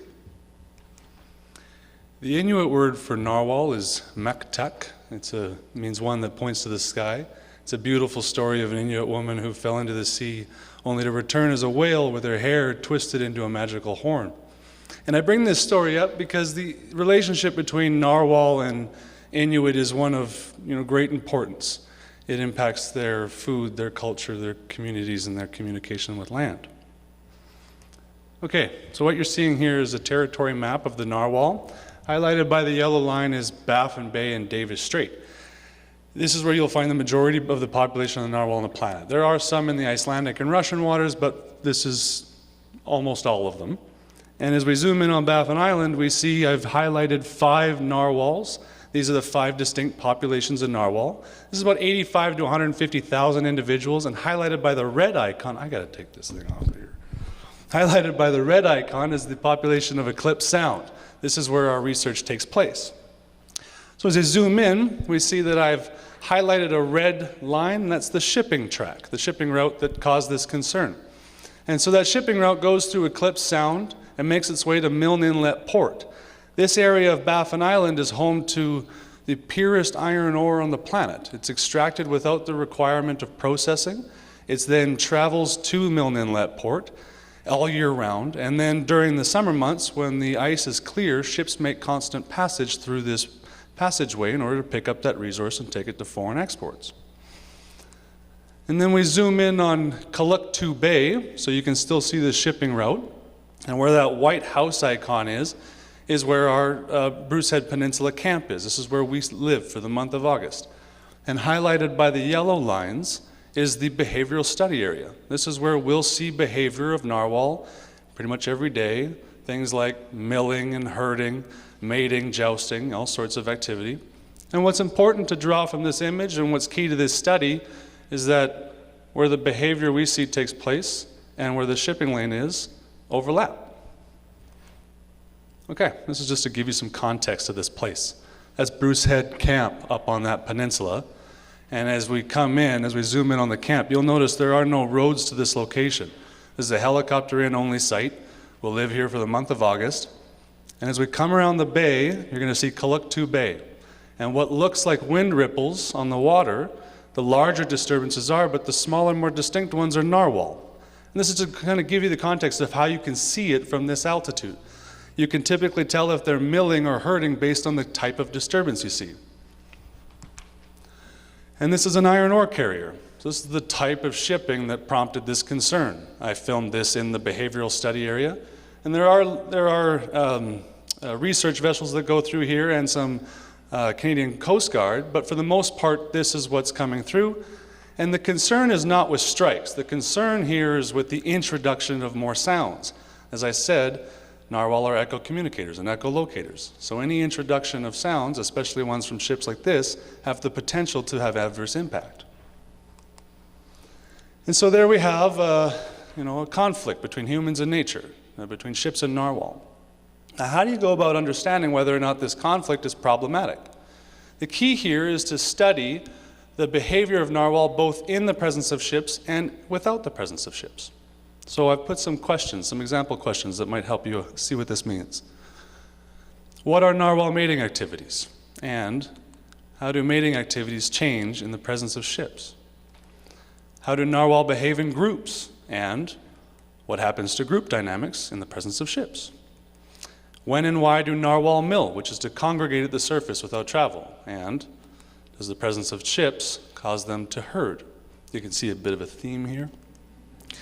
And so to answer these questions, marine mammal observers go down to the observation deck. This is them here at the Bruce Head Point. And from that deck, they'll look out into the oceanscape and they'll try to collect data which will help them answer these questions. And as you might imagine, as you can see from this video, collecting the sort of detail that you need to answer those questions from 300 meters above the ocean and up to 8,000 meters out, as by the size of this behavioral study area, can be difficult to obtain the kind of fine-scale behavior that you need in order to answer those questions. And so it was asked of us, can a drone, a relatively new technology and therefore potentially unreliable, provide the sort of data that they're looking for to answer these questions? And whenever we're tasked with a question like this, we have to think of certain challenges that arise, and I typically categorize them into these three. So first of all, equipment. Can the equipment that we have access to do this kind of job? In this case, can we potentially fly 8,000 meters out and then collect data and return, or anything within that? And then environment, we're talking about some of the most unwilling conditions on the planet in the Arctic. So can we do this safely in a sensitive environment as well? You wouldn't want to land on a narwhal or something like that. And then there's a human aspect, which is mostly comes down to a legal balance. Can we legally do it? And in this case, they're asking for 2 operators to potentially fly for 30 days for 14 hours a day and straight through. So there are just some requirements that we have to look around there to see if we can even do that. And this is just to exemplify these conditions. Wind and weather shifts are severe and without warning in the Arctic. And wildlife. This polar bear that you're going to see here in a second, shut down our camp for multiple days. And I put this here to exemplify the risk is not just to humans and to technology, but also to the wildlife, and you have to take these things into consideration. And so we did take those into considerations. We said yes, we got the appropriate permissions from Transport Canada, DFO, Inuit Industry. We've traveled by plane, bus, and helicopter. We've landed on site. We've been there for 2 hours, and there's a herd of narwhal off the point. It's the largest herd they've seen in 5 years. That point is what you can see there. And so here are some examples of what we collected on day 1.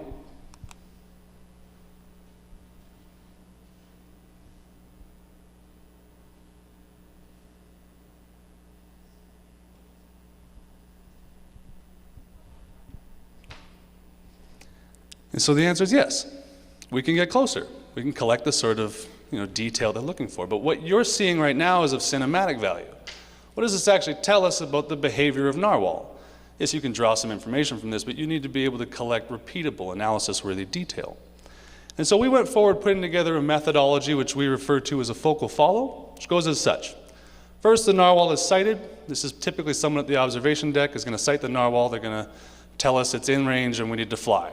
So we'll get a direction and range using a total station. This is so we know how far we're flying and where we're flying to. With that, one of the operators, myself or Jeff, will prepare the drone, and the other one will start to prepare notes. And this offers 2 benefits. First of all, for the operators, we want to know what drone we used, what focal follow file we're under. We need to have these references. But then also for the researchers, they want to know if we visually observed 5 narwhal in J2, which is one of the stratified areas, and the drone observes 5 narwhal with 3 calves, we have to have that cross-reference. Then we'll go through a pre-flight checklist, just to make sure we're safe to fly. We'll launch the aircraft and we'll fly to the direction and range. And now while we're flying to the direction and range, we'll collect interval photos. This is because photos are time and location stamped, which allows us to recreate the track traveled in post-processing. 2 benefits with this. First of all, as the pilots, we want to be able to diagnose any abnormalities of the flight. If we had a severe battery drop halfway through this flight when we're 1,500 meters away from landing, we need to know why it happened. And there's data points in this that will allow us to do that. But then also for the researchers, they want to recreate the environment of the flight. They want to know what the weather was like, what the wind was like, what the K-index was. What you see here is 12 data points, but I think there's something like 65 data points in this system from air data. Once we get to the range that we're looking for, we'll pan the aircraft's camera down, and we'll go into seek and find. Once we find the narwhal, we'll orient the drone north, we'll lower down on the narwhal, and we'll go into video capture. And now this is very important. It was sort of key to how we designed the focal follow. Orienting the drone north means that anything that happens within the frame of the film, north is up, which is an easy reference point when you're doing your analysis. This is 2 narwhal, a mother and a calf, if they've just started to dive. This is an image from what the operators are seeing. And you can tell if north is up that they're heading southwest. And so that's a focal follow. So we've established that we can fly safely, that we can do so repeatedly, and that we have a methodology. And now it's time for us to collect some behavioral data.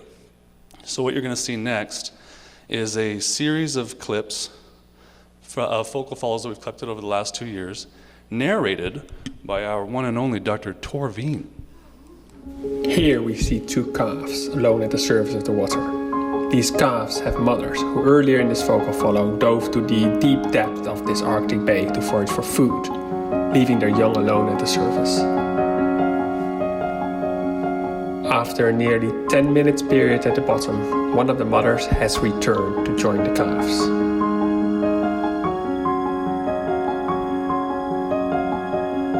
Males, such as the ones found in this focal follow, are commonly found in groups of 4 to 8. Often we film them bathing in the sun at the surface of the cold Arctic waters. In a truly unbelievable display of beauty, male narwhals are featured in a twisted orchestra of teeth and bubbles. This behavior has only been seen in males and can continue for hours. We end with a magnificent overview of a herding blessing traveling from the near open waters of Eclipse Sound into the protected shallows of the Kuluktuk Bay. Thank you, Tor. So what is this behavior? I have no idea. And that's not my job, right? My job is just to collect this data. But what I can tell you is that when you tie this data in with shipping data, you start to paint a picture of their relationship. You know, are these narwhal headed west because a ship has entered from the east? Or what of the other data that we've seen here today? Have we captured any of that behavior while ships are present? And if we have, how does it differ from when they're not present? And so with the success of this program, it was asked of us, you know, what else can we do? And a reoccurring theme of that question was body condition. So what you're seeing here is a image from Python, Morphometrics, which is essentially an online platform for measuring body volume using a single image. Now, how does this work? Or why would you do this? If you want to measure indicators of carrying capacity or stress across a population, you might want to collect data that would tell you about body condition. And body condition is basically body volume, or like BMI in humans. And so to do this, there's some significant things we need to get to. You'd have to be able to measure the same narwhal at the beginning of the year and at the end of the year, and you have to do that across the entire population. You have to do that every year for a series of time to understand if they're losing weight or gaining weight and what things might lead to those results. But the first question was, can we even measure them? And so that was our task last year.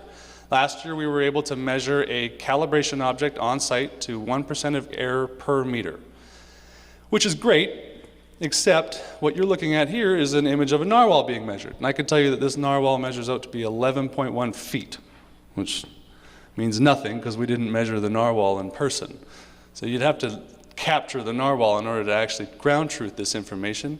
It means that it's a promising technology and a promising future for doing that kind of thing. And in this year and in next year, we will be capturing narwhal for a measuring program like this.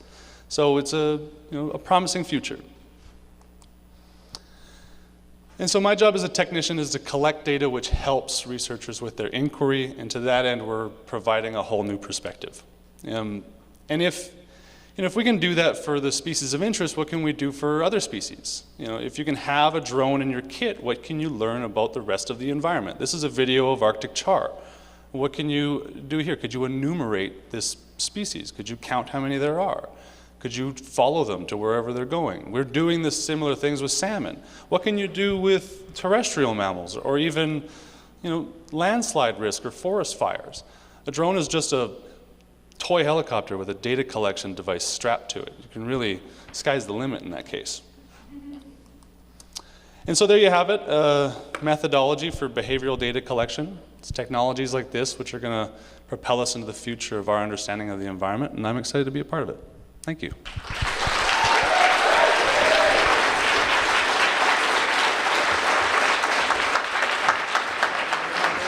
you very much, Dustin. We have time for a few questions, and I'll let you pick them. Yeah, in the back. Yeah. I was wondering if your time in class has actually influenced your approach to your work, given that it's a new job for you, and how has it changed the way that you do this work? Yeah, that's a big question.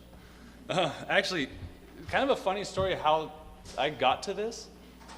I had applied for a summer fellowship at Quest to do drone work, and they said no, which prompted me to work with Tor, and Tor kind of led me down the realm of environmental research with drones, and it just sort of got us to this place. And then as far as how else it's worked into it, that's a question I have to think on and get back to you about. Yeah? Oh, sorry. Yes. I was curious if you guys have played around at all with collecting audio data, both of the ships or the narwhals, or if there's been research on how that might supplement the visual data that you've collected. Yeah, there's a whole nother program in the AMR, which is essentially using underwater audio collection devices to collect data from the ships as they come through and anything else that might be taking place, and then we cross-reference that with everything else that we put together. I believe you had your hand up. I'm curious about the logistical challenges of this super remote location. You mentioned if the campus shut down for 2 days by polar bear. I'm not sure what you had to do during This is kind of a black and white answer, because it's incredibly difficult to get to the Arctic to do any work. It's a large cost, and we're there as part of an environmental study that's prompted by mining activities, so there's more or less there's money to spend to get there. But in getting there, it's a 5-day trip, and then you have to go through orientations, and then once you are there, there's a high level of concern that you might not be there for very long, because there are a number of things that can shut you down, like that polar bear. And so we have shotgun operators on site, just in case of any event like that, who are trained in certain deterrent methods. And then we have like a spare helicopter specifically for us in case something was to go wrong. There's a number of logistical nightmares that kind of arrange themselves around it. Yeah? You mentioned something called narwhal jousting, and I just need you to say more about that. Yeah. Okay. It's really cool. So that one where Tor says orchestra of teeth and bubbles, so we call that jousting, because male narwhal, and specifically only older male narwhal, will invert themselves underwater for like 15 to 30 seconds, and then they will twist and they will purposely join their teeth as they come up to the surface of the water. But they don't ever penetrate. We've never seen them do any damage to each other. So we just find it interesting that there's this jousting play with their tusks. And we know that their tusks, that their teeth are highly sensitive, so they're using it for some sort of interaction. All right. Dustin, thank you very much. Thank you.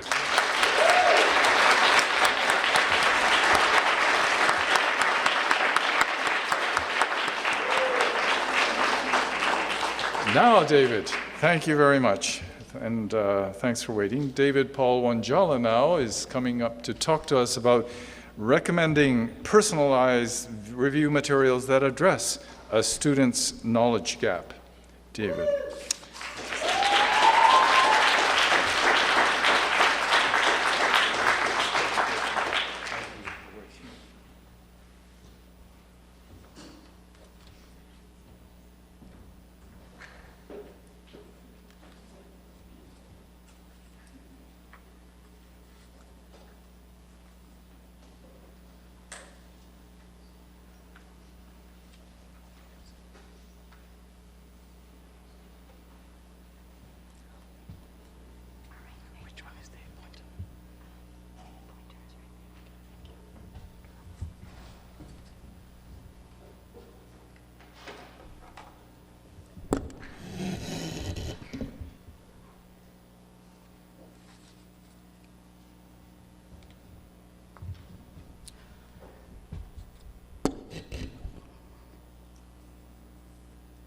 Good afternoon, welcome.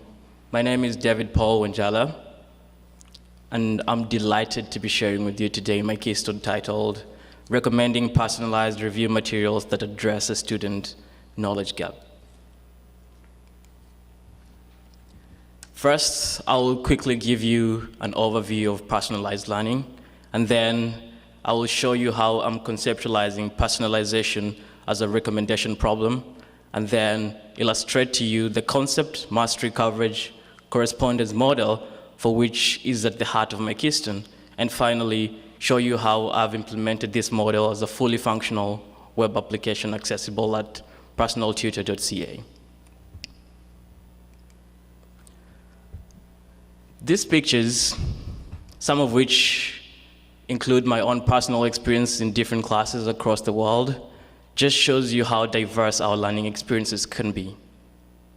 By show of hands, how many of us have ever been in a classroom whereby the pace and the content of the material was primarily based on how old you were, your age, rather than whether you had mastered previous prerequisite concepts? Me too. And just the number of people who raised their hand shows that this is a very common learning experience. Like many have, let's call this the one-size-fits-all approach to education. On the other hand, I've also personally tremendously benefited from much smaller classrooms, Quest included, whereby tutors were able to adjust the content and the pace of the material to better aligned to my skill level, my interests. And this experience at Quest, including other smaller schools that I've been, have been some of my best educational experiences, and for good reasons. Reasons that explain why the one-size-fits-all approach to education is falling out of favor with many educators, students, and policymakers alike. So unlike the one-size-fits-all approach to education, personalized learning is one that involves meeting each student at their current level of strengths, needs, skills, and interests. There's a growing body of research that indicates this approach has a lot of benefits, including improved motivation, better learning results, as well as improved metacognitive skills for the students who undergo this kind of program. Even policymakers are paying attention. The United States, as well as the United Kingdom, both have official government policies that encourage development of programs that, in one way or another, incorporate aspects of personalization in them. This is not to say that this is just a recent development. Personalized learning is supported by well-established learning theories, including Bruner's constructivism, Vygotsky's work around social interaction and contextualization, as well as the self-determination theory that helps us understand motivation when it comes to learning. However, despite the above benefits, personalized learning is still very inaccessible to many students for two main reasons. It's very expensive, and it's very complex as well. Before we go further, I would like to point to the fact that personalization itself within education can occur at very different levels and different forms. For example, the pace, the objectives of the content, the approach itself taken, the sequencing of the content itself, as well as the choice of the learning objectives. That is why, as a peer tutor at Quest University, Canada, I realized that incoming first years require help identifying what kind of instruction materials will be the most useful in preparing them to critically engage with the quantitative skills and reasoning programs across the undergraduate program. Now, with a smaller incoming first-year class, it's possible for peer tutors who are tasked with this responsibility to tailor the review materials to the diverse backgrounds of quantitative reasoning and skills that these first years come with at the university. However, as more first years enroll, it becomes harder for such personalization to be manually carried forward by the peer tutors.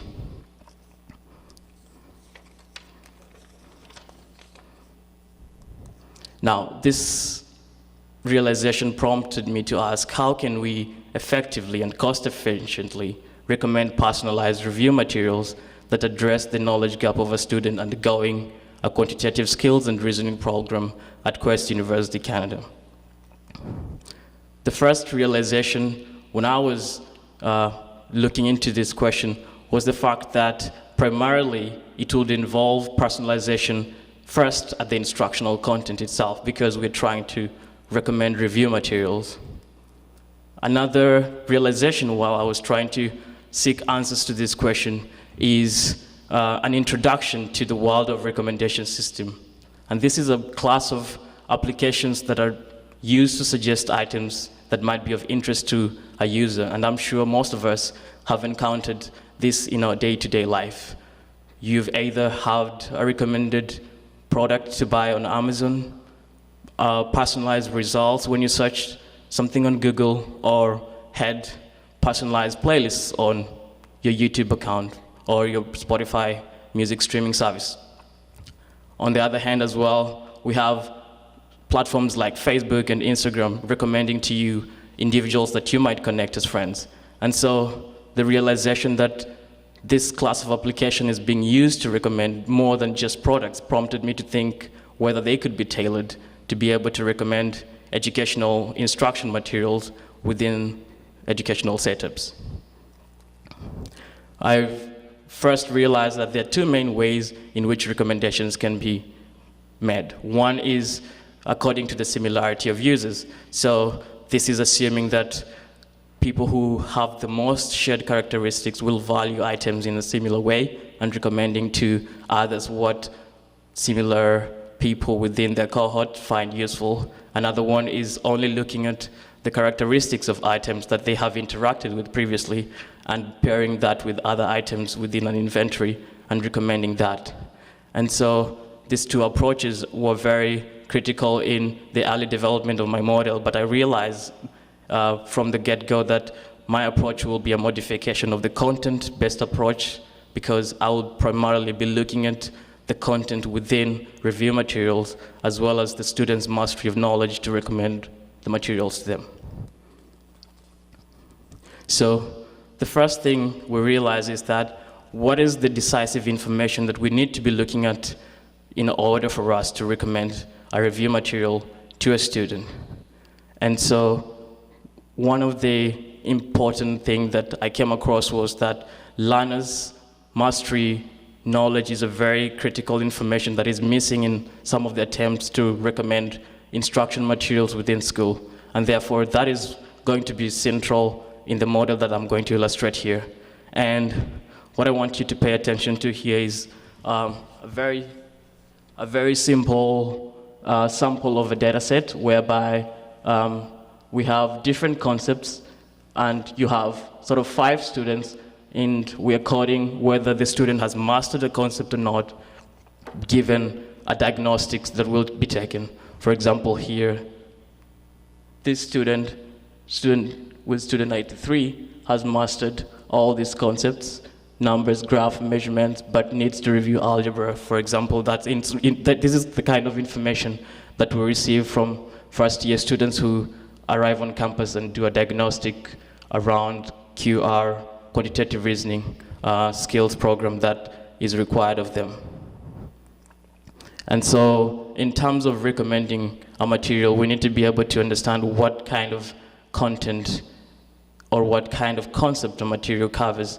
In a similar way, we have a way to also encode that information about review materials, again, across different concepts, but now the information is not whether the review material needs to review that concept, but whether it covers that material or not.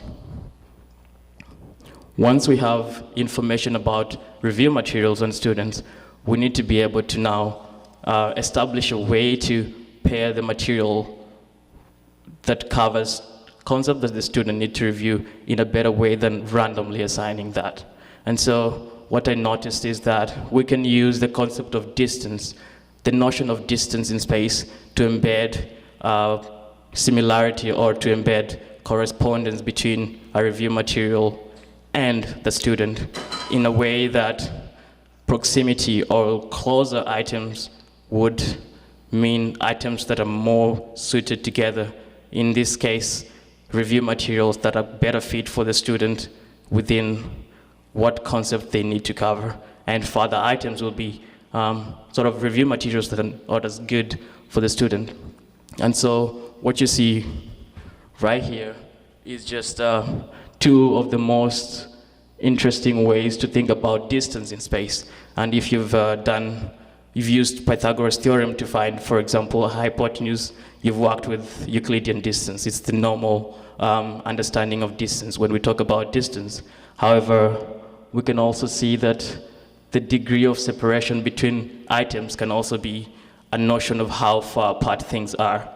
And so I explored both these models to figure out which one was the most useful in my modeling of recommending review materials, and ended up using the cosine, which is basically allowing us to have a notion of space. We can have as many dimensions of a space, and here it's just an example of 3 dimensions, so graphs, numbers, and strands. All these dimensions will be the different concepts. We can extend them as many as we want, and then within this space will be information about students and review materials, and how close they are will just give us information of how fit they are. And so I did provide a sample of results of calculations of the previously seen 5 review materials and 5 students. And here you can visualize that information as a heat map, whereby the darker the region shows the higher the correspondence, the fit between the material, and the lighter the region, the lesser fit. And for example, if we wanted to read off the recommendations for student with student ID 3, we would see that the darkest region corresponds to review material 1. That will be the best review material within this class of review materials as a recommendation for them. And it makes sense because if you look here, you can see that review material 3 has a complete overlap with the concepts that the student needs to cover. As noted here, review material 3 does not cover number graph, but covers algebra. So 0 represents a material covering a concept, and 1 when it does not. It's just the opposite. It's useful for the calculations, but it can be a little bit confusing. And so what I did is I implemented this model within a web application, which is basically inclusive of the model that I just explained, at the center, at the core, as the generating engine for the recommendations. However, in addition of that, there is also a database, which is basically storage for all review materials and student information in a secure and accessible way for the institution.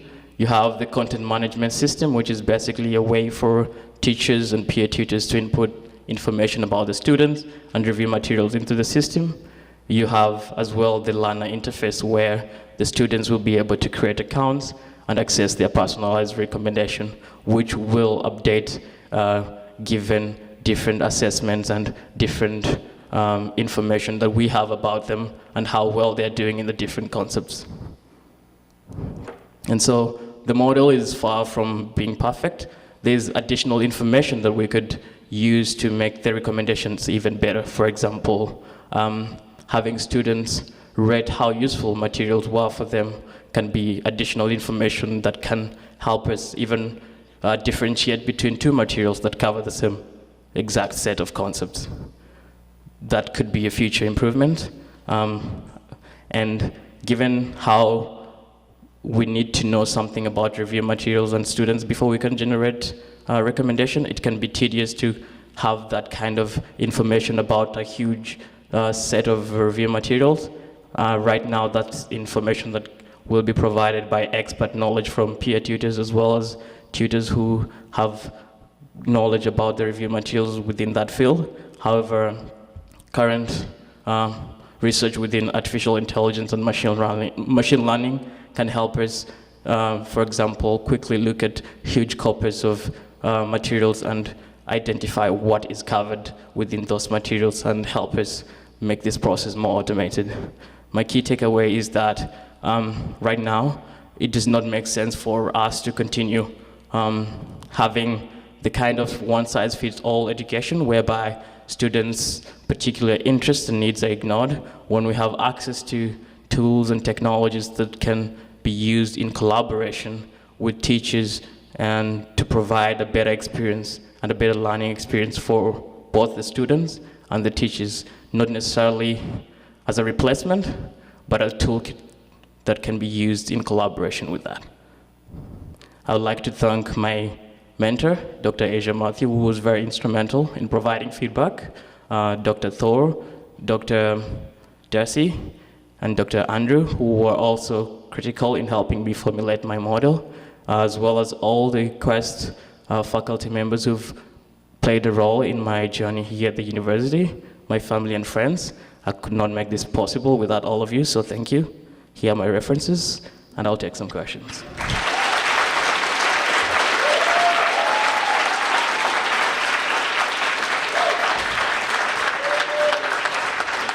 We'll take some questions, and I'll let you pick who you want to. All right. Answer.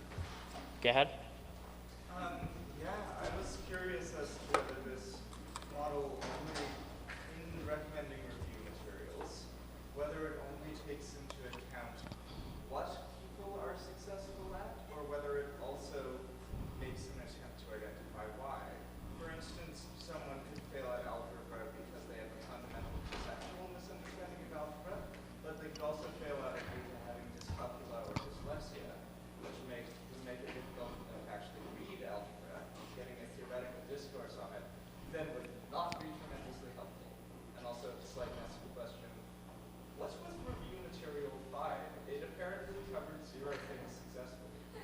Okay, all right. So for your first question, I think that's a very interesting question, just because there's one specific level of personalization that this is doing, and that's just the content level. So in terms of what you're asking about is almost going into the sequencing and what prerequisite concepts need to be covered previously, and that is something that we are working on as an extension to it, because it's a completely different sort of thing that requires additional information to be able to provide like a customized learning path. And that's recommending a different thing almost. This is just specifically for the content itself. And for review material 5,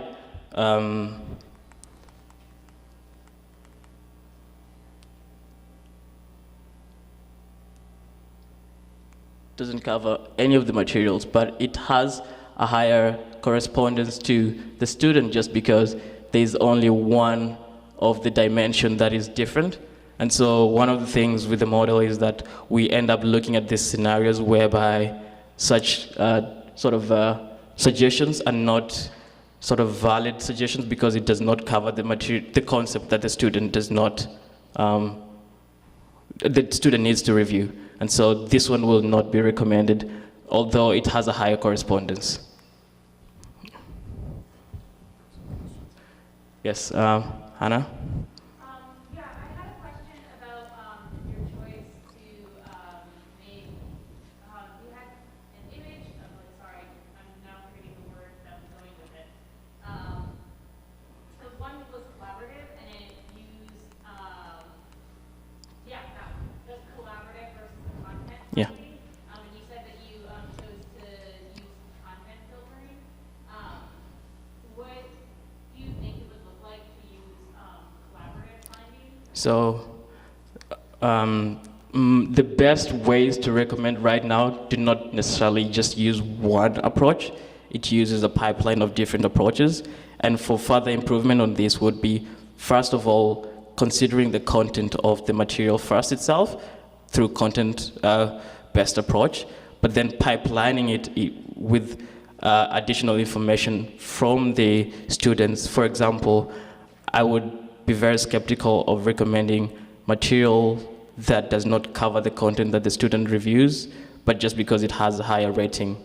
I think pipelining different approaches has been shown generally to have a higher, or rather the recommendations that have come from a pipeline of different approaches are better just because they end up taking into consideration a lot more information. And so that is an improvement to this model. However, collaborative is mainly just using sort of information from others to recommend the review materials. And for the main decisive factor that the model is looking at is the mastery of the different concepts and the content that is covered within the review material, which will put it mainly to the content-based approach.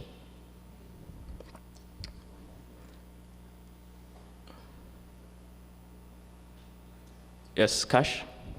What's the future of this application? I think the future of this application is to get it ready potentially for the next incoming first year class to be able to actually utilize the application, because it's currently functional, but it will take a little bit to include a lot more review materials into the system because it's currently a very manual process, but given help from the next incoming cohort of peer tutors, which I hope will be able to take over the system and utilize it for the next incoming students at Quest, if that is something that we get to. Thank you very much. Okay.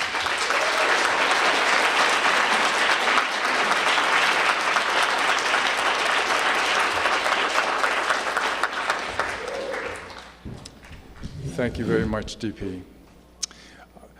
I'd like to, I just wrestle for words about my experience this afternoon. This is Quest.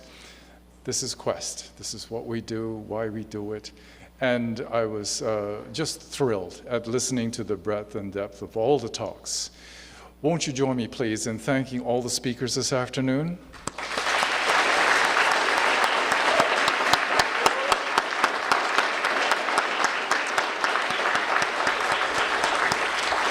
This concludes 2 days of Keystone Presentations.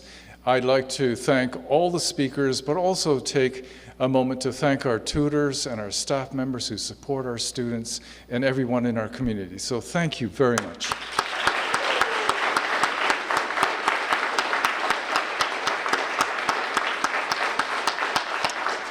Now I want to shout, let's party now. But it's the wonderful presentations come to a close.